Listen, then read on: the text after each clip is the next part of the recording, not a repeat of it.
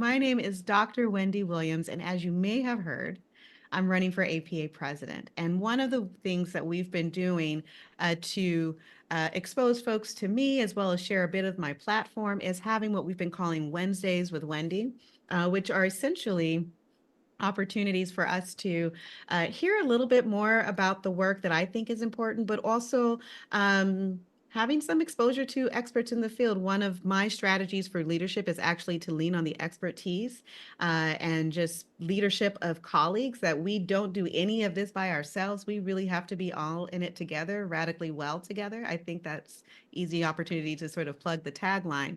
And so I'm so grateful to be joined here today with three phenomenal colleagues. I'm so incredibly excited to share with you all and expose you to some of their brilliance. If you haven't already had that, I'm assuming that you have, because their work is pretty pronounced and out there in the world.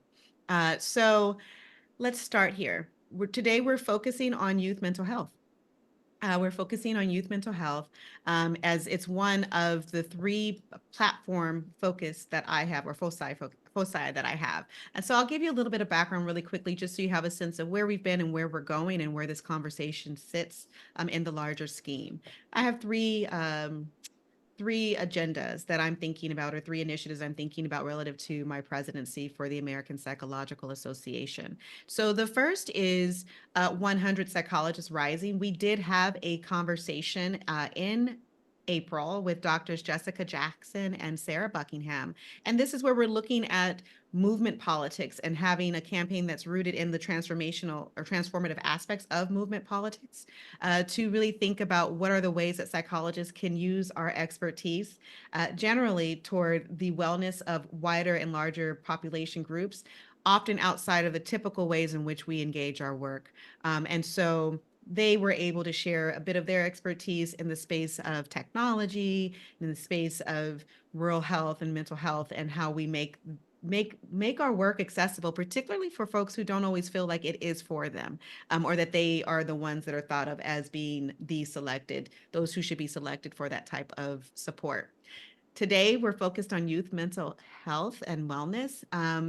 One of the initiatives that I have for my presidency is actually to invite young people to our APA. We have done that in the past, but here's the switch up. I believe that young people actually hold a lot of very critical, practical wisdom that we need to actually be more humble about, to hear from them what is needed for them to feel healthy, safe, and well. There, as you well know, you can tune in any given evening, be on social media at any given time, and hear so many of the things that make our young people feel completely unsafe and wondering about whether or not they're cared for and have the things that they need to do and be well. And so one of the things that we want to do is to lift that up. One of the things I'm really proud of, and want to thank Dr. Marian Jernigan Noesi and her entire family for allowing her son to be a part of sharing some of his experiences. He's young, but he knows what he knows. And one of the things that we wanted to do inside of small little interview that Mr. Carter did with me, was to give room and space for that. So today we are now inviting the experts to be in the conversation with us. But when I think about APA and my initiatives, it's how we make sure that we parallel and partner our knowledge and expertise with that of our young people, who know very well what they need and need us to support them in securing that. And then finally, in our next session, will be in June, we'll be focusing on wellness at work, and we'll just talk more about that then. So today we're talking about youth mental health, and I'm super excited to have this powerhouse group of folks. So again, thank you very much to all three of you. I'm going to do just brief introductions so that folks have a sense of who they're in the room with, and just know how special that is. We'll start with Dr. Nayeli Y. Chavez Duenas. Her, Elia, is a Mexican immigrant of indigenous Berebecha descent. Do I have that correct? Perfect. She's a daughter, sister, and mother. Dr. Chavez received her doctorate in clinical psychology from the APA accredited program at Southern Illinois University in Carbondale. A lot of folks coming out of Carbondale. Good company that you have. She's a professor at the Chicago School College of Professional Psychology, where she leads the concentration in Latinx mental health and the counseling psychology department. She's also the co-director of the IC Race Lab, stands for Immigration, Critical Race, and Cultural Equity Lab. Dr. Chavez Duenas has co-authored several books, including Speaking the Unspoken, Breaking the Silence, Myths and Taboos That Hurt Therapists and Patients, Succeeding as a Therapist, How to Create a thriving practice in a changing world, and the sixth edition of Ethics in Psychotherapy and Counseling, and a practical guide and cultural foundations and interventions in Latina mental health, history, theory, and within group differences. She's recently co-edited a book that is one of my favorites. I've been reading it, the Decolonial Psychology Toward Anti-Colonial Theories, Research, Training, and Practice. Is an excellent book. I encourage all to get out there and buy it and read it, and then do something with what you read. Um, let's see. Her research focuses on colorism, parenting styles, immigration, unaccompanied minors, and race relations. Dr. Chavez Duenas has earned a number of awards, including the 2018 Distinguished Citizen Psychologist Award and the 2023 Distinguished Professional Career Award from the National Latinx Psychological Association, NLPA. Thank you so much for being here with us, Nylene. Dr. Marian Jernigan Noesi is here with us as well. She is a licensed psychologist, clinical researcher, educator, and consultant with over 2 decades of experience in the field of mental health. You wouldn't believe it to look at her. She has extensive training and work experiences in child psychology, women's health, and specialized training in youth, adult, and family interventions. As the founder and CEO of Jernigan and Associates, Inc., she frequently serves as a consultant nationally for school districts, colleges, and universities to offer guidance on promoting equity and reducing experiences of marginalization and discrimination. Dr. Jernigan Oesi completed advanced clinical training at the Center for Multicultural Training in Psychology at Boston Medical Center and Boston University School of Medicine. She also completed postdoctoral fellowships at Harvard Medical School and Yale University School of Medicine, which focused on developing, excuse me, which focused on developing and implementing cultural responsive behavioral health interventions in integrated medical settings and school-based health clinics. Dr. Jernigan Noesi is the director of the Intersections Research Lab, where she focuses on understanding the impact of gendered racism and race-related stress and trauma on mental and physical health outcomes across the lifespan. Her scholarship in this area led to the development of Raising Resistors. She is raising one. It's a framework and curriculum that underscores the importance of identity development in early childhood to assist youth of color in buffering the impact of experiences of discrimination across the lifespan. As a former professor, she taught undergraduate, graduate, and professional students across the health disciplines for over 15 years. Her expertise has led to numerous elected appointments and advising roles. She serves as the advisor for the Sesame Street Racial Justice Initiative. Great work. She is a member of the advisory board for Camp Hope America, which is the leading year-round camping and mentoring program in the United States for children and teens who are impacted by domestic violence. And Dr. Jernigan Noesi was appointed to the board of directors for the Boyce L. Ansley School, which is a tuition-free private school for children and families that have experienced homelessness. She is also the founder and CEO of Psychologists for Racial Justice, Inc., which is a non-for-profit organization dedicated to advancing racial equity and social justice through research, education, and community engagement. Where do you find the time? Okay. And finally, last but never ever least, is Dr. Earl Turner. He is a licensed psychologist and tenured professor and owner of Turner Psychological and Consulting Services. Dr. Turner is a nationally recognized speaker, consultant, and mental health expert. In 2020, he became the first Black man to serve as the president of the Society for Child and Family Policy and Practice. This is the Division 37 of the American Psychological Association. He is also the founder and executive director of Therapy for Black Kids. You can follow them on Instagram. Very good content, which provides mental health tech support and educational resources to help parents raise mentally healthy kids in the 21st century. As a nationally and internationally recognized expert in mental health, he has been featured on television, radio, and in-print media outlets, including CNN, USA Today, the New York Times, Essence, NPR, Parents Magazine, the Los Angeles Times, and the Dr. Phil Show, just to name a few. He's the author of Mental Health Among African Americans, Innovations in Research and Practice, and author of the forthcoming book, Where Do You Find the Time? Raising Resilient Black Kids, A Parent's Guide to Helping Children Cope with Racial Stress, Manage Emotions, and Thrive. So I hope that you all in our listening audience, in our viewing audience, just have a deep appreciation for the breadth and depth and expertise of our colleagues, not only within the field of their scholarship, but also in the ways in which they've manifested application of that work. And, whether it's recognition, Dr. Chavez Dueñas, recognition as a citizen psychologist. I remember working on Dr. Jessica Henderson Daniels' task force in that space where we were doing that work. It's about psychologists who take their work out of academia, out of the clinical setting, and into the world to make sure that many more people have access and opportunity toward wellness. So I really want to say thank you to each and every one of you for your time and your giving of yourself in this space with us today. I hope I did not read too quickly, but I kind of did because I want to get to the meat of this conversation or the veggies of this conversation and really allow us to hear from you. So what you all should know is that I have shared a few guiding questions to our colleagues here. And also what you should know is that we're psychologists. So sometimes we veer away and around and get back to what we were getting to because we're thinking broadly, and that's just how we are. And so we accept that about ourselves, and we'll get started. So I'm just going to pose the first question. This is to be a conversational space. We know that a number of colleagues are signing in and they're able to get continuing education credits for this time as well. So conversational yet deeply informative. Okay. So first question we have are, what are your primary concerns about youth mental health from your standpoint? Um, Dr. Chavez Dueñas, why don't you start us off? Mhm. That's a big question. And I think when I was considering this question, I was thinking my major concern is a world that we are leaving to the youth. Um, Mm, the way in which climate is changing, mhm, and the way in which children of color, youth of color continue to be dehumanized, mhm, continue to be ostracized, the way in which the government is not investing time, is not investing money, is not investing efforts mm, in supporting mental health as a primary, issue.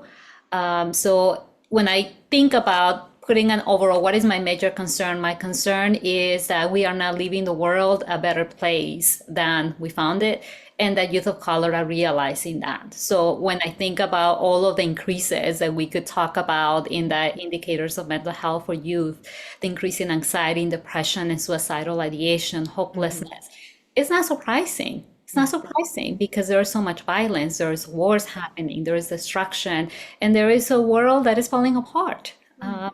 And so I think youth are seeing that, are realizing that, and it's impacting them. I really appreciate what you're saying about what they're observing, right? Because they're observing these things happen and they are looking to the adults in their lives, to us, and they may likely be a bit disappointed in what they see at times. Is something that I'm pulling from what you're saying, but I don't want to project that onto your comment. Absolutely. Okay. Dr. Earl, what are your impressions of that? What are your primary concerns about youth mental health?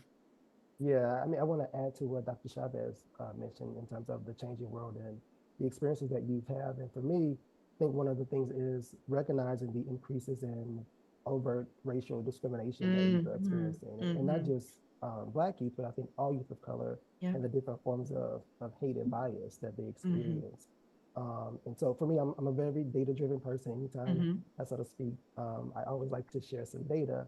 Okay. And one of the things that I recall is the Southern Poverty Law Center had Mm-hmm. a report that came out maybe about 3 years ago, Okay. looking at the increasing types of biases that are Mm-hmm. happening in our society related to anti-LGBT issues, anti-immigrant issues, Mm-hmm. anti-Semitic issues, and all of those things are being reflected in, as you mentioned, the exposure through social media. And so youth are Mm-hmm. seeing these incidents, and they noted that about 63% of media reports are Mm-hmm. related to this type of bias and hate that youth are experiencing. So we know that youth are experiencing these incidents either through observing them Mm-hmm. or directly, Mm-hmm. experiencing them in their day-to-day lives.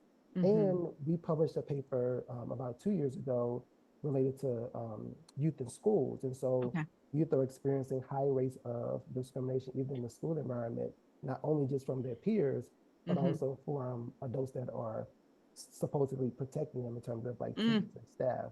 And Mm-hmm. so we know that these are some incredibly difficult environments that youth have to navigate. Yeah. And that does have an impact on, depression, Mm-hmm. anxiety, all of those things that Dr. Chavez mentioned. Mm-hmm. And they're not getting the services that they need. So, 75 to 80% of youth are not receiving the adequate care that they need. And we Mm-hmm. know that youth of color are less likely to receive care.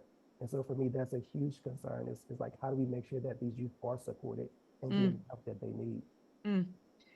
You know, the statistic that you report relative to the adults in the school building sort of speaks to and underscores this sense that our young people may be, have flailing faith in the adults who are supposed to support them and care for them. In fact, especially if they are perpetrators of some of the racialized violence that you speak to as well. So, just something Absolutely. for us to think about. Dr. Jernigan Noesi, No, I your think, thoughts? yeah, much of what both Dr. Naeli and Dr. Earl shared, I certainly agree with in terms of just the specifics about what we know as folks who are dedicated to youth, child and youth mental health. I think for me, the piece that I'll elevate or highlight in the comments is what concerns me about youth mental health is our inability or unwillingness, right, to dedicate resources to address what we know and what we see before us, right? So I think about both the funding, as Dr. Naili mentioned, in terms of how are we prioritizing youth mental health, and also the spaces and places, right, where youth exist and are expected to navigate those systems. So I do think about how are we prioritizing being able to increase accessibility, if you will, right, for promoting positive mental health, right, and well-being, and also addressing what we know to be very critical areas of importance that we need to focus on. So I do think about, schools, right? And what are schools doing to really Yes. prioritize the mental health of youth, given they spend the bulk of their weeks and days, right? They're Yes. mandated to be Yes. there. I think about community resources and how we're thinking about funding, right? That really allow for communities to engage youth and to prioritize their mental health and emotional well-being, and the other systems, right? Also thinking about sports. So Yeah. as we were also talking about just experiences Mm-hmm. of youth, particularly youth that are minoritized and marginalized, that's been my area of focus. Mm-hmm. I also sort of think about, again, where are the places and spaces that we can engage youth and families? Mm-hmm. And I raised the question, I think, in many settings, right, about how it is that, and why it is that we're not attending to. I certainly also have thoughts, right, and comments about that. But that's a primary concern. I think as a person like Earl and Nayeli, right, who were trained, right, to work with children and youth, Yes. I knew coming into the field that we already had a shortage, Yeah. right, of really folks who were trained and have that specialty, right, to really see. Mm-hmm. We knew that some years ago. And so now, as we're beginning to see again, or folks are at least beginning to amplify some of the data that Mm-hmm. Earl shared with us about, sort of the exacerbation even of mental health concerns that we're seeing in youth and more recent years, and those trends. Mm-hmm. It brings me back to this idea of my concern around just accessibility, and within accessibility, ensuring that the services, right, that we're offering certainly are culturally responsive, right, that they're racially informed, that they're, linguistically appropriate, right, and really meet the needs of the youth and families, that certainly we're engaging. Mm. I don't know if you all know this about me, but I spent my first couple of years in academic administration in schools of education as an associate dean and then a dean. And in one of those roles, underneath my deanship was the higher ed section, but also a children's school. And in both of the settings where I was, there was a children's school. And, one of the things that I know about our young people is that they are theorists. They are little scientists from the very start. They have thoughts about why things are happening the ways that they're happening. They want to talk about it. They want to ask you why and what you think about it. Yeah, I know you all have kiddos in your lives just from the nature of the work that you do, and likely personally as well. And so, one of the things that strikes me in this work is one, the lifting up that we've named in terms of not only education, but also sports and physical activity. And I would say any extracurricular activities where young people are continuing to expand and grow their gifts, learn who they are. That's a big part of what is happening in this moment.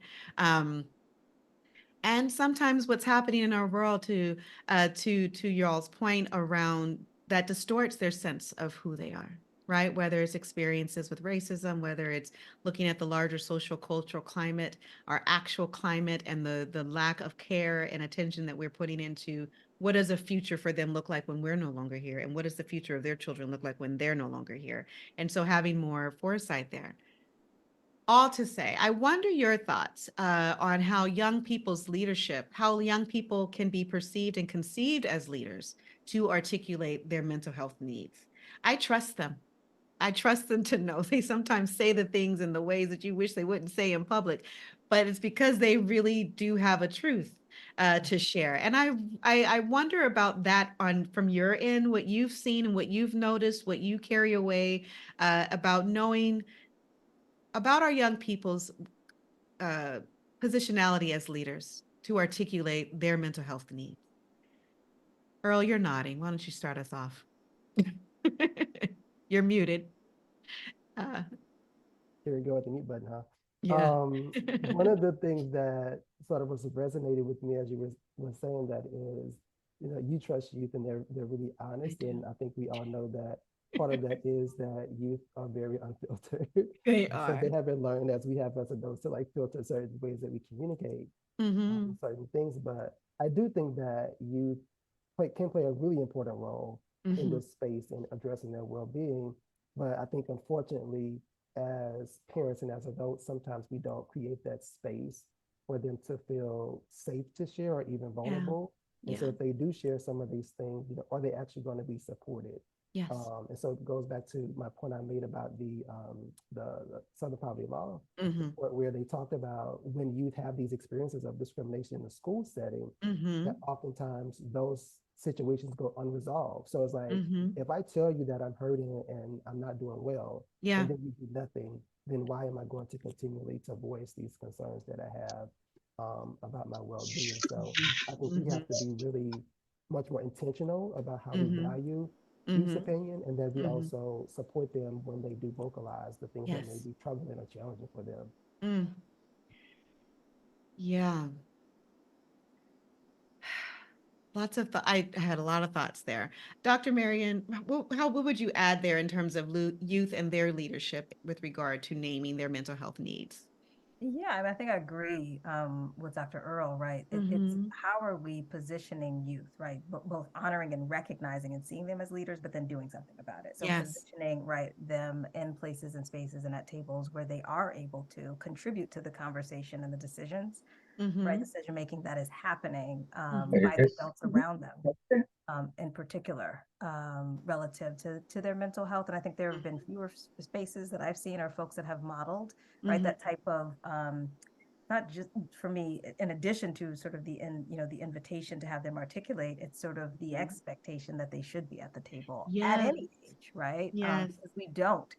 I think we often minimize, right? In fact, we Mm-hmm. say things, there are lots of cliches, right, that we use about children in terms Mm-hmm. of their ways in which we both call them sponges and then we don't honor their voices. Right. We make decisions. And so the youth that I've worked with really across lifespan from elementary school through adolescence are often remarking just about the fact that the adults around them are making decisions without including them in the Mm-hmm. conversation to inform the decisions that they're making. Mm-hmm. And so, how is it, right, that we are seeing and honoring youth as leaders and honoring the fact that they do have Mm-hmm. experiences that should be valued, Mm-hmm. right, taken into consideration, so that they right, sort of continue to advocate Mm-hmm. in spaces for their mental health needs. I don't think we do that Mm-hmm. well in many Mm-hmm. spaces, whether it's extracurriculars, especially school environments. I think is what I'm Mm-hmm. most often thinking of Mm-hmm. when working with children and youth over the years. So. Mm.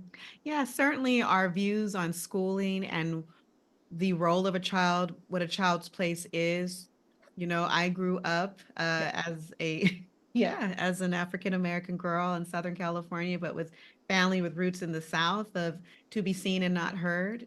Meanwhile, I was very talkative, as you can imagine. And so it got me into some sticky spots.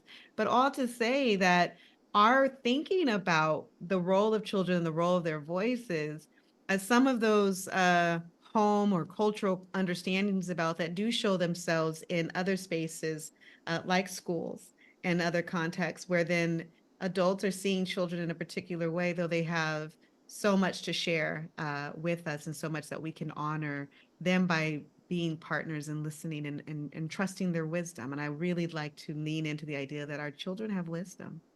Dr. Nayeli, you've been nodding profusely. Yeah. Some thoughts that have been coming up for you as you've been listening to our colleagues share their thoughts about this. I echo what both of my colleagues share. The thing that the piece that I will add is that we have to be mindful of how leadership is defined. You know, when we think about leadership and youth leadership, there is oftentimes a very narrow way in which leadership is defined and very much defined by Western white American standards. Our Yes. youth have been leaders for centuries, but the way that they have expressed their thoughts, their feelings, their ideas have not only not been listened to or ignored, but many times they have been criminalized. So when a child or a youth in a high school, in a school around the country is speaking up because they see that things are unfair in the school setting, instead of that child being seen as a leader, instead of that child's voice being elevated, that child is, described as having behavioral problems. Yes. So their attempt to speak about their humanity or speak about things that are unjust, that are unfair, that are causing them harm, Yes. instead of, being receiving support for that, they're sent to the principal's office, they're suspended, they're expelled. So I think we have to also keep that in mind, that, like Earl said, absolutely trust youth, and that they tell us what they need. But they tell us those things in many different ways, and many times beyond not listening to them, we criminalize them, we pathologize them. I mean, we're seeing right now that, in the country, when young people are saying, we want to change, Mm. and instead of creating avenues or ways for them to be listened to, the police is sent, and that happens everywhere, not just right now in the massive protests, but it happens on an everyday basis in school settings, in families, everywhere. Mm-hmm. Mm. So striking, because one of the things we are noticing these protests across college campuses in the US right now. And one of the thoughts that I share with you, I think, Dr. Nayeli, is that we are responding to that show of force because it's on a college campus, but we don't necessarily always respond to that show of force when it's outside of some of the privileged spaces, such as academia. And so what does that say and mean for us in terms of when our young people are leading by advocating and amplifying their voice, the ways in which we are teaching them a sense of conformity and compliance? That also is a big part of the school system and structure. And I would say school system and structure outside of elite educational spaces, because I've been involved in public schools in Brooklyn and elite public school or elite private schools in the Upper East Side of and Upper West Side of Manhattan. And so I can tell you that there is a difference in how we treat and amplify and support the ideas of leadership and voice depending on how Hmm. much tuition is paid. And so we need to really talk about those kinds of things as well, which is why, Dr. Miriam, your work with the Ansley School is so interesting to me, because it provides that sort of opportunity to upend that type of dynamic in the space. Mhm. Yeah. So you all are psychologists, you're scientists, you're practitioners. Your work centers the mental health of young people, of children. Can you share how you, in your work, you integrate psychological science through your own research or others to advance evidence-based practices for the public good? Dr. Miriam, I'm going to start with you, if that's okay, if you feel ready to Sure. contribute. Yeah. Yeah, it's been an interesting journey. Okay. I think for me as a psychologist and just even thinking about or kind of Mm-hmm. thinking through the idea of psychological science, right, and evidence-based practices.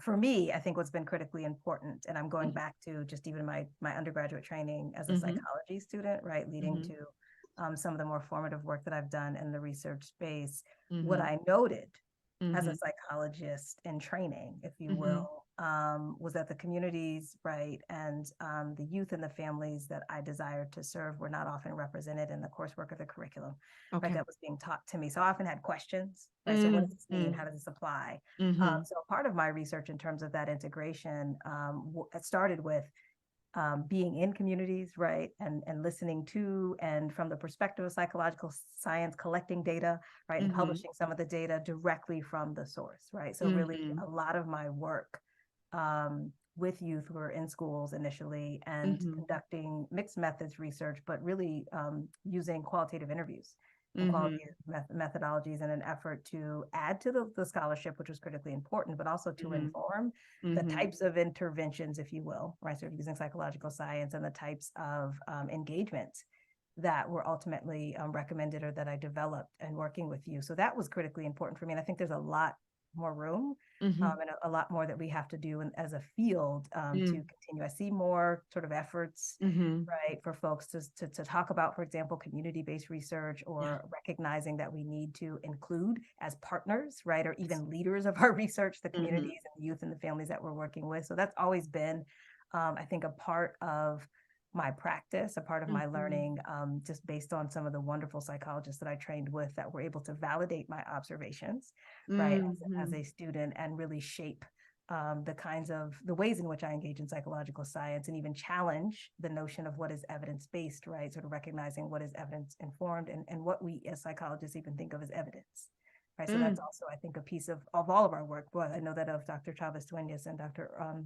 Turner as well, Mhm. right? But for me, it is starting with who it Mhm. is, right, that I'm hoping to serve or how it is that I'm thinking of the research that I'm conducting as informing my practice and ensuring Mhm. that is not imposed, right, Mhm. but really originates from the individuals, the communities, the families, and the youth that I'm working with. Mhm. So I just want to call out that I warned you all that I might get off topic. So I blamed it on everybody else, but it's really me. And so I really want to ask Dr. Jernigan Noisy, if you would. You talked a little bit about being a student researcher, and I know that some of my students are on this call, so I'm glad to see you all. And other folks, students are here too, and we'll be sharing this conversation broadly. And you said something right now that I think is really important. I'd like to lift if you could share a little bit about your experience of being a student researcher and following your gut in that way, in terms of where you saw the questions line and where you saw maybe some of the answers that might provide a way forward or directions that you'd want to go, that perhaps, you know, what is considered evidence as evidence, what, you know, what the field may not always support, at least initially. That Mhm. is very difficult to do as a young person, as a person new to the field. There is a way, in some ways, in which perhaps what we talked about young people in schools also happens for graduate students in graduate programs, around being seen and not heard, doing, keeping your head down, getting the work done. Sure. Share with us a little bit about your process coming into voice in that way as a grad student, to really assert that what you thought was of interest and a question that should be asked was something to pursue. Yeah, if you know me, you know that I'm pretty direct and transparent. So I'm going to provide Yeah, I some like additional that about you. context, right? Yeah. So let's start with the fact that I attended a historically Black college and university, Okay. Fisk University. So I had a very different, I would say, academic experience when, in comparison to some of my colleagues who are Mhm. psychologists that did not attend, right, a historically Black college or university or other setting. And so it was, as I'm closing my eyes, because I have the distinct memories of having professors and having Mhm. coursework that was accessible to me, like The World and Its Peoples, Yes. right? So in my intro to psychology class, we had a traditional textbook, but I had a professor that said, you have to learn this, but you need to read these other books. So we had supplemental, Mm. seminal resources and readings, and Mhm. were taught, right, Mhm. to critique and Yes. to as we were learning, right, sort of psychological information and kind of the foundations of psychology. So I had that as a foundation, also coming from a Mm. family who raised me as a resistor, right? But I Okay. think that core foundation for me at Fisk University was essential, so that when I entered into my master's program and my doctoral program, which were at predominantly white institutions, Mhm. I was confident, right, and had support and validation and also access and had been taught, right, and from a Mm. pedagogical standpoint to really critique everything, right, that I Mm. encountered, and to ask myself very important Mhm. questions like, yes, this is information, but for whom? Yes. Right? This research was conducted with whom and in what way, and what's the history there? And so that foundation certainly assisted me, but I had really painful Mhm. experiences as a master's student, as a graduate student, in Mhm. my master's program as the only student of color Okay. in my cohort, certainly, Mm. and one of few in the two cohorts, right? And that was Mhm. over 60 or so students. And even as a doctoral student, what kept me, in the Mhm. words of some of my Black elders, were identifying and meeting many, I'll be honest, psychologists of color, Black psychologists, if I'm being really specific, Mhm. who I carried from Fisk, right? And so at Vanderbilt, going back and being able to talk to my mentors, to be affirmed, Mhm. to resist in those spaces, to Mhm. challenge in those spaces, even when there were direct repercussions, you know, for the grades on my papers, et cetera. In my graduate program, I was very fortunate to have as my immediate advisor, right, a psychologist of color, Dr. Janet Helms, who was very affirming and very intentional about the students that she also, you know, sort of brought into the program. And so we were able to have this bubble, if you will, Mm. of folks who were again taught, right, what we needed to know, but also Mhm. taught to certainly operate from a space of critical consciousness Mhm. and really approach, right, our learning and our practice in a different way. At Dr. Mhm. Helms, I tell this story sometimes when I was a student, just ask this question. Sometimes folks are taken aback. She's like, Marion, what are your interests? And so, you know, they evolve. And so she'd keep you in conversation. And she'd always say, why should anyone care? She'd be like, what do you mean? What she was preparing me for, right, was the realities of the profession of the field. And Yeah, she said, yeah. it's great to have interest, but what you're Absolutely. doing, your research, your practice, like who is it helping? Like you like, Yes. talk to me about that. And that also, again, for me, kind of shifted both the way that I think, but more importantly, the way that I practice and also the way that I mentor and teach, right, in that regard. So I will say it's the people in the network, right, even being in community, right, with the folks on this call that Yeah. have sustained me because I continue to, right, Mhm. sort of push and challenge, as Mhm. many of us do, right, Mhm. the field, you know, really in service of the folks in the communities that we have worked with directly and also are advocating for, championing for, and championing, and also identify with. Thank you. I appreciate you for letting us go on that little excursion because we have to drop these nuggets for our colleagues and our soon to be colleagues every chance we get. We never know when they need to hear exactly what you just said right now. Do you know? And it strikes me too that the leadership that we and the trust in our young people that we were just talking about earlier in the conversation is also a bit of the leadership and trust that we need to insert into the academic preparation within the graduate education complex to ensure that we have confident educators and researchers and scholars and practitioners leaving the academy, that they are bold and ready to take us on and to address some of the challenges that Dr. Naeli began us off with naming. So, Dr. Naeli, I will pose the question to you. As a psychologist whose work centers the mental health of children, can you share with us how you integrate psychological science through your research or others' research to advance evidence-based practices for the public good? You are muted. We hope Sorry. you saw world peace in that, I'm sure. Let me begin by saying that, you know, I have a love-hate relationship with evidence-based. You know, Okay, okay, I was trained in a clinical program that was very traditional. okay. And I remember my first years in graduate school, you know, learning all of the, at the time, empirically based treatments for working with children, manualized treatments. You know, you had word per word what you need to say in each session, and being so excited about learning all of that. So I learned it, you know, to the Yeah. T. When I Yes. started practicing, I began to realize that, you know, what may seem obvious to many of you, that when I was working with children of color, that was not useful. Mm, It's not useful. But unlike my friend here, Miriam, I had not been taught in graduate school to be critical about that evidence. You know, mm, that evidence-based science is not value-free. It's mm, grounded in white supremacy. I had not been taught that. I had learned it. I feel so, you know, grateful to be in a graduate program. I learned what they taught me.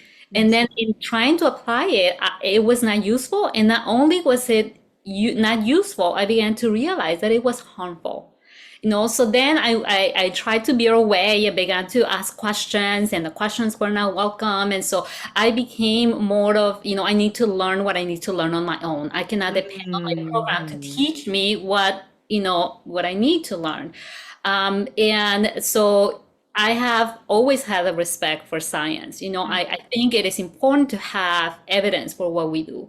Mhm. But we also have to question, Yes. who is the evidence for? Who did the science and for whom? Mhm.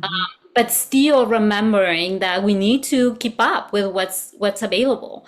I see right now with social media how dangerous it is to go in the other direction. There's so many social media mental health influencers that I see and I follow just to see what they're doing, what they're saying.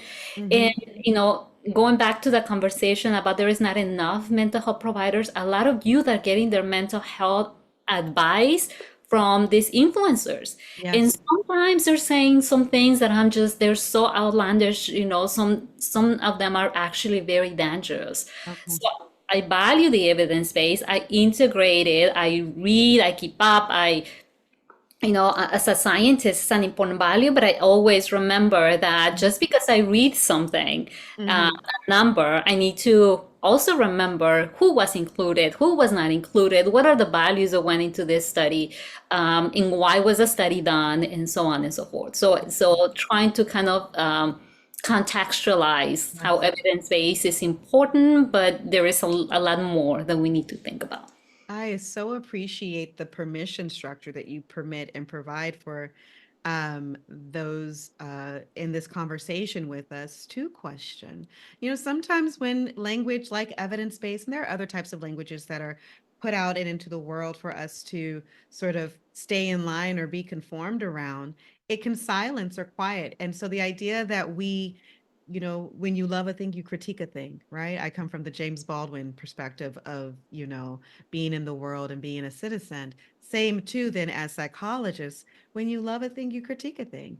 Is that evidence based, truly based in an evidence structure that makes sense to be applied to a broader group of people? And so, working with just the definition of the term, how do we get closer to what will be applicable and useful with multiple and diverse communities and systems and structures? So, thank you for that.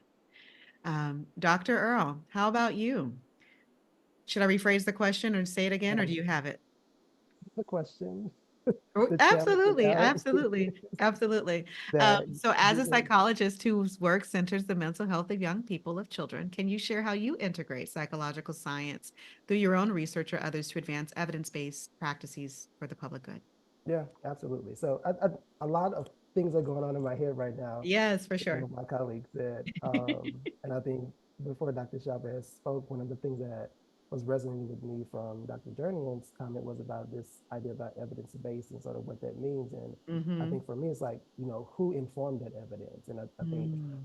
for me, one of the reasons why I stay in an academic space is because we need people like myself and us who have sometimes decided, it's not the best space. It can be very Mm-hmm. toxic.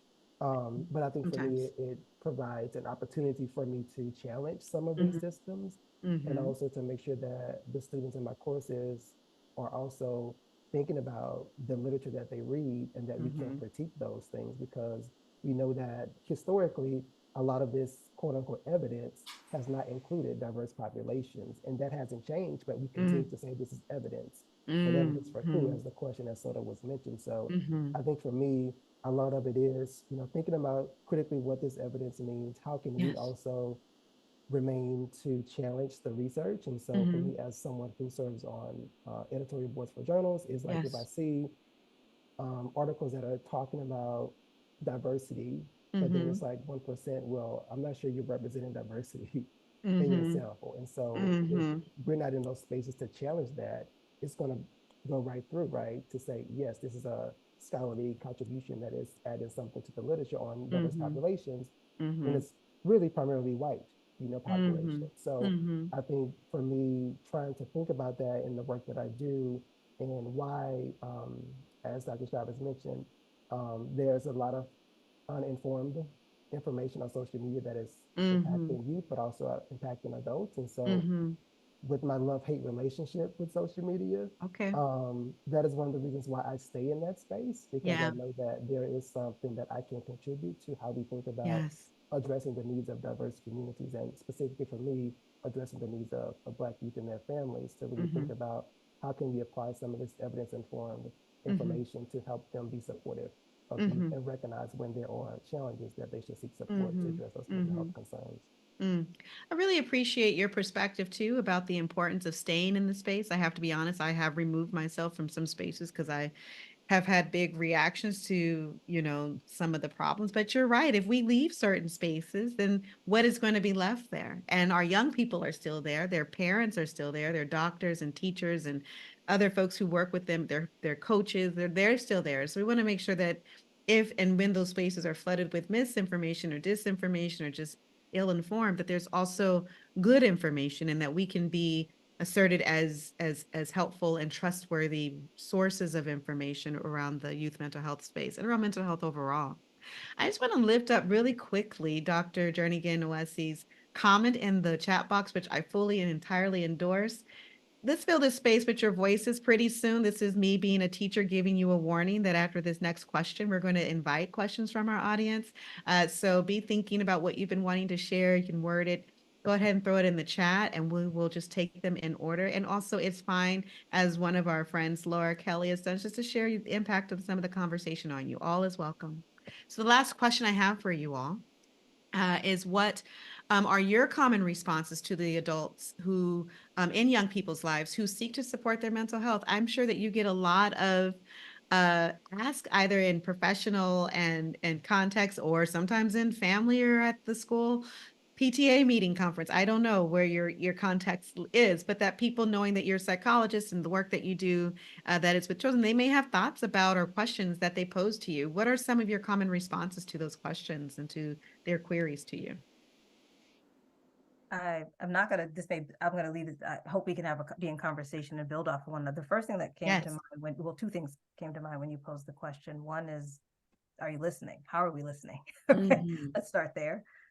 The other is something that you posted on your social media either today or late yesterday, Wendy, the woman or person, I should say, I don't know, Young person. who was She's talking, who indicated, sort of speaking about youth and the idea that they may not have, right, a ton of trust in the adults. And we started there, right? We started the conversation there as well. So as I think about adults who have asked me questions about sort of what do we do, it is for me kind of going back to where we started the conversation. How are we listening, right, in an effort to understand the youth and their experiences? How are we paying attention to if we uplift, Dr. Nayeli Chavez Dueñas comment earlier as well with regard to when we are observing and interacting and engaging with youth, how are we interpreting or misinterpreting, right, what it is that they are demonstrating, especially as we take child development or just general development into consideration. I'm also thinking of, for example, young elementary school students, right, or preschool students who are often removed from classrooms, pushed out of classrooms, right, because of the behavior, when that is a form of resistance, right, Yes. often for their treatment. So as I think about adults, it's how are we engaging and listening versus dictating, assuming, and kind of using our own lens and experiences, right, to inform what we think about youth in general, let alone their mental health. So I think it becomes important to take a step back. It is, as a parent, Yeah. it is something that I am consciously and actively trying to do. I wasn't raised, right, in the way that I am attempting to, and that my partner and I are attempting to engage, with our child, this sort of listening piece versus the, like as you indicated, Wendy, the, sort of adults just sort of like, you're over there, you don't really know yet, right? That kind of sentiment that can so easily kind of creep into our everyday interactions. So as adults seek to support youth, asking ourselves, what is it that what do we know of their experience and what are they telling us that they need? Yeah. Right. By way of support. Yeah, there's a lot of generational transition. I can say it's happening in my family as well. My mother struggles. But be that as it may, Dr. Earl, Dr. Nayeli, what would your contributions to this final question be in terms of common responses that you give to the adults in young people's lives that they're trying to help the young people, but they're not quite sure. Maybe they pose a question to you. What are your common responses? For me, I think to be able to help youth, we have to understand, at least try to understand the world that they're living in. There is often very big generational divides, and youth feel like my parents don't understand me, and sometimes it's not just a feeling, it's a fact. Yes. Parents have no idea the pressures that youth are experiencing. a lot of parents right now grew up at a time where social media may have been beginning, but it was not as influential as it is today, where all of this, attention and drive to become famous and be liked and popular was just within the school system, but not, globally. Mhm. And so I think if adults want to help youth, we have to do a better job at trying to understand what is it like to grow up in a world that they're growing up, to talk about what I said in the beginning, to imagine what is it like to be a child and constantly be hearing news about the world is gonna end because it's so hot. There is all of these wars happening. There is all of this hatred that is blatant and out, like Earl was describing, and help youth to navigate those pieces rather than just, you're young and I'm old, I can tell you what to do and how to do these things. Like, well, but you are not living in the same time, in the same space with the same pressures. So youth want to be part of social media because it gives them a sense of support, a social support. Like everybody's in social media. So not being on social media may not be ideal, but it's also harmful. So Yes. how can we help, youth to navigate pieces that are so complex? Mhm. And the only way to do that is to kind of understand the pressures that youth are experiencing. So understanding the world a little bit better. You're reminding me of especially thinking about our young people who are online. A piece that I wrote with a colleague a few years back. We called it "Analyzed Selfie" because we were thinking about what it meant for Black girls to grow up as digital natives, and on the one hand, have this incredibly creative thing, the internet, the websites, the Instagrams, all the social media, and also what it meant for them to project their image of themselves through that tool. And we're learning more about the impacts of that through there was some research that has come through.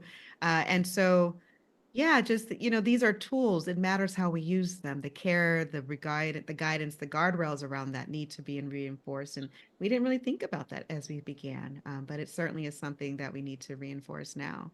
Um, and just to always, I remember being a kid. I hope you all remember too. The news, you turn off the TV, it's off. You go out and do something else, or a big thing happened at school, you go home and it cuts it off. If it's in that phone all the time, and that phone is on all the time, then those messages are going all the time. So, yeah.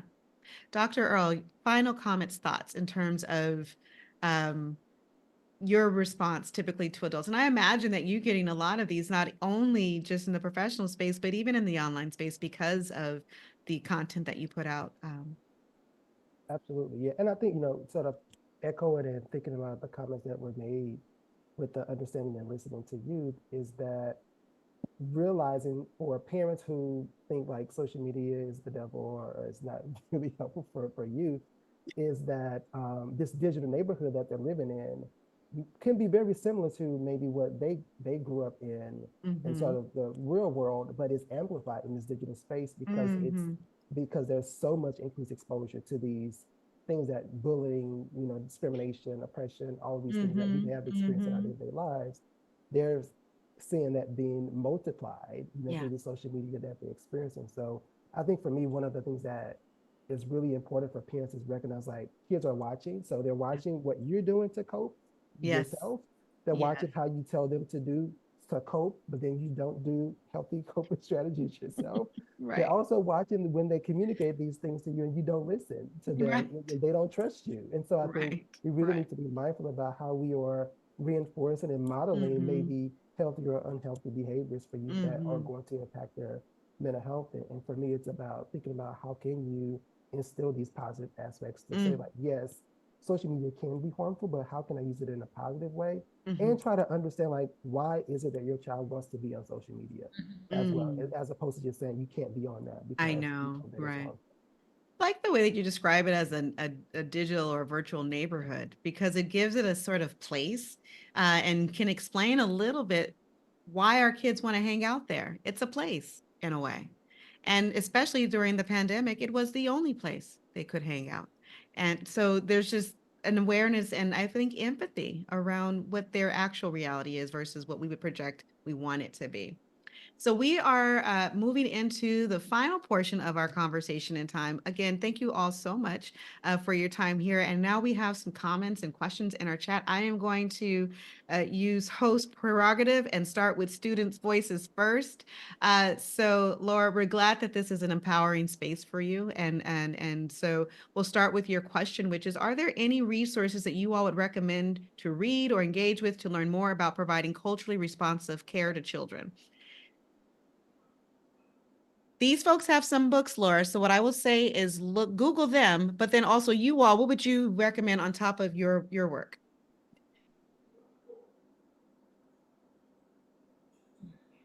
Who inspires you? I didn't Oh, prepare the title of this book before today. okay. But if you email me, Laura, I'm happy to share that. But there's a book that talks about culturally responsive practices. Okay. And I think it's edited by Monica Williams and a couple of other colleagues. Okay. And it really dives into a host of things around cultural competency, thinking about, how do we have discussions around race and ethnicity, which I think in many programs, there's really a deficiency in that in terms of training clinicians to do that work. So that's, I think, a really important piece that's highlighted in that work. But I'm happy to share additional resources if people Please email me. But do. also, as you mentioned, my website has a couple of sources. Perfect. Maybe put that information in the chat, Earl, if that feels okay. That way other folks can gather it too. And Laura, please don't apologize for asking a question ever.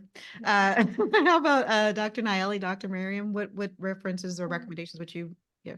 I'll share the website, the IC Race Lab website on the chat. And in that, in the website, you can find a link to toolkits for different communities addressing different issues, and also articles and other things that may be helpful in English and in Spanish. Okay. Okay. And Laura, correct me if I'm wrong, but based on, you said yes, as a graduate student, thinking about your own practice, it was interesting. I was sort of thinking, and I think we all paused because if I'm not mistaken, we're kind of going through our graduate training at parallel times around the same time, and there weren't as many, right, sort of resources available. What's interesting to me is actually, I'd say look outside of psychology. Right. So for me, so what's your end goal is to think about how is it that I can really engage in culturally responsive treatment. For me, it's sort of breaking down the notion of what is culturally responsive. And one aspect of that is certainly thinking about the context, right, of the individuals and the people that you're serving. And so I have found, sociology, anthropology, right, history as being critically important for giving me fundamental information about sort of the humanity of individuals and what they've experienced, that then allow me, as Dr. Chavez Duenas noted, to show up from a place and space, right, that allowed me a more critical lens of what I was learning, right, and sort of traditional Westernized psychology, kind of that question of kind of what applies here, what doesn't, what's useful. Like certainly data science, is useful. We need that, so I also have a love-hate relationship sometimes with the field in that regard. But I would actually encourage folks, and I think to this day, right, I've been listening in the morning or re-listening to 1619 to Cast. It's history for me that actually informs, right, some of what I'm learning, right, and in terms of psychological practice, if that makes sense, Laura. So also, in addition to what Dr. Earl and Dr. Naeli mentioned, sort of looking at reading original sources, right? The folks trace back, right, the notion of the construct of culturally responsive. Look at the reference list as you start looking at some of the more recent resources and go back to the original writings and see who they cite. That was something that my earliest mentors who are psychologists taught me. That is what I learned and had to read, right, at FIS, that really informed my ability to have that critical lens, but also as I think about the work I'm doing currently. So in addition to, right, what's present in our field, look outside. Always a scholar, aren't we? Discipline. Good.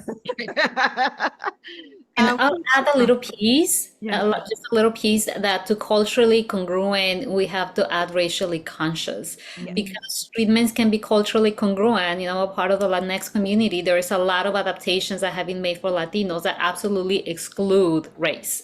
The experiences of a Latino that is Black versus a Latina that is white or indigenous are very different. So we need to look at both. We need to look at culture, but we also need to look at race and how that impacts treatment outcomes, and so on and so forth. Thank you. Yes, Dr. Chavez Duenas, that exact, yes. Or as I like to say, ashe. So future Dr. Turner, I see your hand is raised. You want to come off mute and come on camera if you feel comfortable doing so. Happy to have you join your voice here. Good to see you. Okay. As well. So I had put 1 and 2, and I was going to put my question in the chat, but I thought it would be easier to ask. So I'm currently working with a client, and I just want to know, when you have a parent that is kind of stuck in that whole is or to be seen but not heard mentality, and you have a child that is struggling to have her voice heard, how do you help the parent make that transition into understanding the child has wisdom and a voice and needs to be heard, and it's not being disrespectful, but rather they just want to be heard, and they have that wisdom, and they want their parent to consider it? How do we move the parent forward? Mhm. So I want to acknowledge that we have a few folks who have to log off. That is fine. This conversation goes to 15 after the hour. So if you're wondering about time boundaries, I manage them. Doctors Earl, Miriam, Naeli, how would y'all respond to future Dr. Sheila's Turner's question?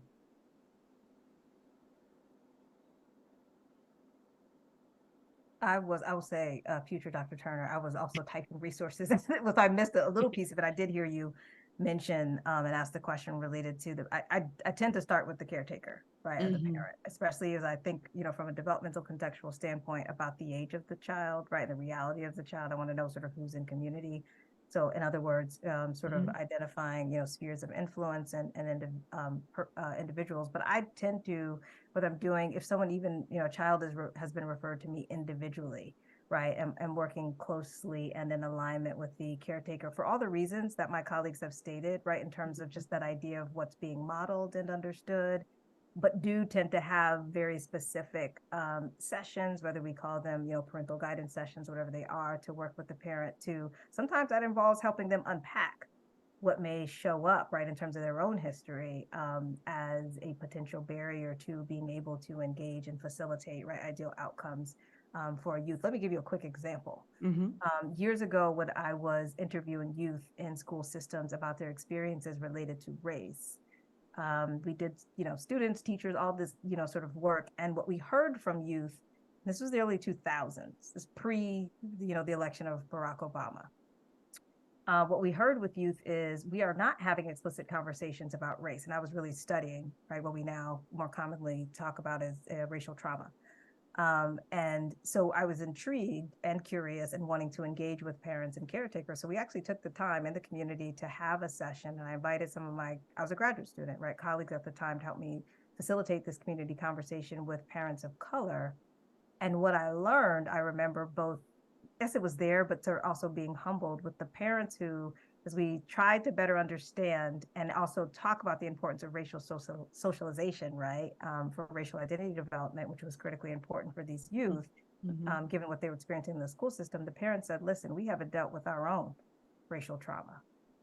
Right. And so as I thought about, right, we were sort of working directly with the youth, it was like, okay, so let's make more space and time, right, and really also help the adults honor, maybe refer, right? So to sort of create the space for them to sort of navigate what have been their own experiences around race and more explicitly racism for these parents in an effort to facilitate, right, the work and alignment with the work that we were doing directly with the youth. So I see the time with caretakers and with adults, again, that may not even, there may be other folks in addition to immediate caretakers and parents.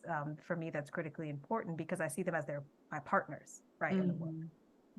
Because that is where ultimately a child or youth, right, is returning to in terms of that environment. So it may, and again, this didn't always align with some of the recommendations from some of my supervisors, right? There were folks who couldn't understand that in terms of the time and attention. It's like, maybe you do a parental guidance session for 15 minutes, you update the parent, you keep it's critically important for me to understand the context, right, of the system, right, that the child is living in, and also help the parent sometimes facilitate awareness for the parent so that they can better understand what may be impacting, which I think was a part of your question, right? What's happening between themselves and the child. And sometimes it is rooted in, right, their experiences as well. So I hope that helps. And again, apologize as I was typing and trying to listen at the same time if I didn't get all of your question. It helps. Thank you. I do know that the parent is seeing a therapist at this, well, allegedly. I don't know whether that they follow through with it. And I have suggested with the child that we incorporate the mom in the session, but the child seems to be very Mhm. that they made this, they have attempted this in the past and it has not worked. Mhm. But we'll push forward as long as the client feels comfortable, but push forward to try to incorporate mom in the sessions and hopefully encourage them to have dialogue between each other that will be productive. Thank you for your insight. Yeah, and I would say just in what you mentioned, right? This is what I used to also say to some of my students. So if someone is saying, I tried this and it didn't work, we have to ask ourselves, why didn't it? Right. So I would go down that road, right, to sort of better Mhm. understand what folks' experiences, observations of what didn't work, right? So that may be a piece of what gets addressed to help, right, sort of move forward your idea of working in concert with Mm. the parent. Sheila, thank you for the question. Thank you for contributing to the space today. Dr. Cynthia Chen has a question, and I think that this sort of sits inside of this space with young people and how to be supportive of them sometimes when they don't have adults who are supportive and helpful to them. So their question rather is, what suggestions do we have for BIPOC youths who might not have mentors or guidance to become resistors? How do we support those young people that we might be working with in context? Dr. Earl, I see you nodding. Dr. Nayeli, I see you nodding too and looking up, getting those thoughts. Do either of you have a contribution here?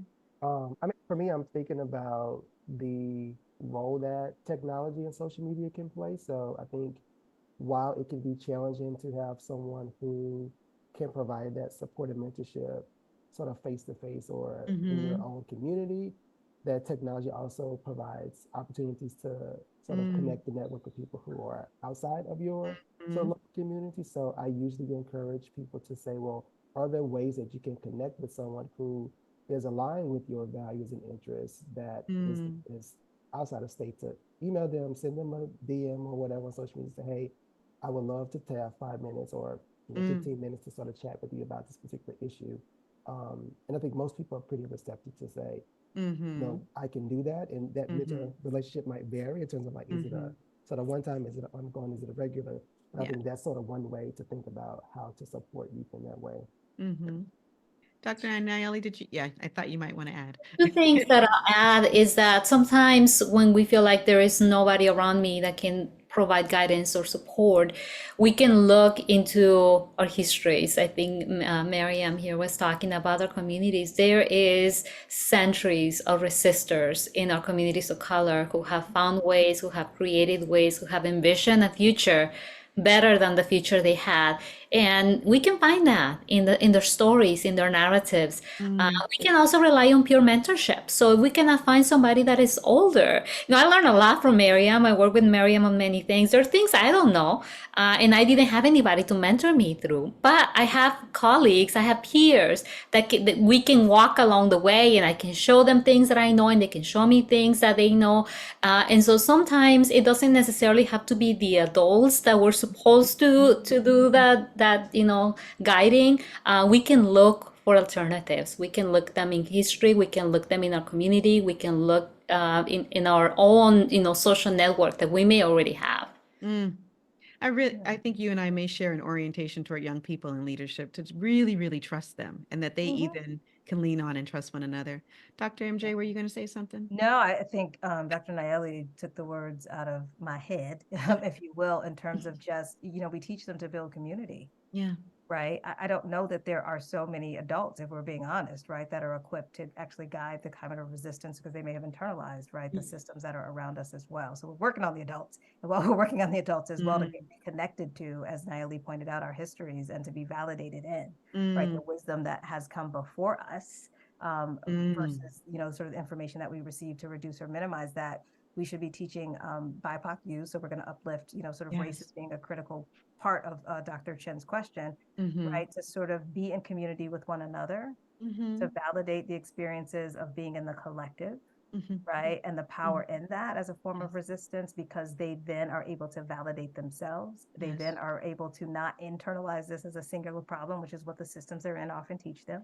And so in being in community, they also develop strategies for amplifying. I've seen it, right? Sort of amplifying their voice. And history has been really powerful. The intervention that we ultimately developed for Black and Brown girls of color in the secondary setting was called, Jernigan Sankofa program, and it was rooted in teaching them history as a form of resistance, which they didn't know, right? It buffered and also directly challenged some of what the youth were experiencing and internalizing in their school systems, and they were able to, right, sort of develop, and we facilitated, but they were then able to develop and facilitate how it is that they might amplify or advocate or challenge, right, their school system. So I think connecting them to and helping them understand, as was indicated earlier, that despite what we are often taught or not taught as folks of color, and for them as youth of color in particular, our ancestors, right, our elders have resisted, and there is wisdom, right, and really paying attention to and attending to their collectiveness. I was thinking of the article that Dr. Chavez Duenas and colleagues wrote, sort of providing a model for how we think about, in particular, racial stress and racial trauma and healing, right, not just coping. And a piece of that, right, is critical consciousness. And so how are we encouraging BIPOC youth of color to be in community, to sort of learn to validate one another, and to develop, right, through that learning, a sense of critical consciousness to challenge the systems of oppression around them. Dr. MJ, thank you so much. There are some powerful comments in the chat. I just want to lift up Dr. AG, Dr. Green's good colleague of mine. So appreciating seeing his voice here in terms of the ways in which we're lifting up that youth speak their voice and their wisdom, and really appreciating the ways in which our structures and systems actually disempower them to I don't know. And we see this with young people, and then we say, and it's like all day you told them to be quiet or to, whatnot. And now we want them to have a big explanation of you can't have it both ways. And Dr. Earl's comment here, which is so telling about what's happening with the teaching of history in our schools right now, and some of the movement around pushing against that, and the wondering why beneath that. Dr. Gabrielle Jones had to leave, but she posed a comment. We're getting close to the end, so I wonder if maybe one of you all might respond, which is that she was wondering about uh, supporting adults not to impose their respectability politics on young people. So who feels like they're in a space where they can respond to this idea of the adults in the lives of our kiddos and with us in the world, and maybe this is you and me sometimes too, because middle aged is a thing. Needing them to behave a certain way in order to hear them respectable, right? As opposed to listening to them and what they have to say in whatever form, shape it comes. Who feels prepared to sort of have a response to how we work with those grown-ups in the kids' lives, in our children's lives? Miriam, I see you thinking things. Yes. Also, so yeah, let me leave some space for my colleagues as well. Oh, okay. Things. But what I will say is, I think folks have kind of hinted at this, but it is about raising awareness amongst ourselves, right? The conversations that we're having as adults in the lives of youth. Many of us are, whether we are immediate parents or caretakers, right? And so how are we too being self-reflective to sort of understand and have awareness about our own lens, right? Based on our own experiences and socialization. That has been, I'm talking, but also reflecting on my journey, right? As a parent. And that is when I say sort of being consciously aware in the moment, it is a very different practice, as you noted, Dr. Wendi, from how I was raised. And my parents are also confused, like, you gonna let him talk? Like, what are you, right? So Like, there's a bit of that. And so it is taking the deep breath, recognizing that I may have to silence some of the noise around me, right? Some of the critics around me who believe I should be parenting in a different way, and that adults should be engaging with youth in a different way. But the reflective space, sort of living and being present in the moment, is what, for me, helped facilitate the shift. Yes, I'm a professional, but I'm also living it, right? So I'm doing a little bit of both in terms of what I might advise, but also what I've experienced. And it is hard. I think we do also need to be in community with one another, support one another. And I'm thinking of this child, right, who thinks outside the box and challenges me every single day. And the moments where I have to go like, oh, right, because he's like, Mommy, I don't have to do it that way. And I'm like, he's right. Right. So in terms of like imposing, it's like, why? And I'm fortunate in at least in this case to be in partnership with somebody that's aligned with me in that regard. And sometimes we Mhm. check each other because it's like, Yes. he's right. Like, why does he need to clean that up? Right. Maybe, being creative. So I do think there's something about adults being in community, about helping to Mhm. facilitate our own awareness, to Mhm. disrupt some of these intergenerational kind of things that we've absorbed in ways that we Yeah. engage with youth, and continue to disrupt those narratives. Okay. Thank you all. We're going to end because I believe in starting and ending on time. Appreciating you so much. And Miriam, Earl said he was going to nominate you. So just to know, uh, to be the one.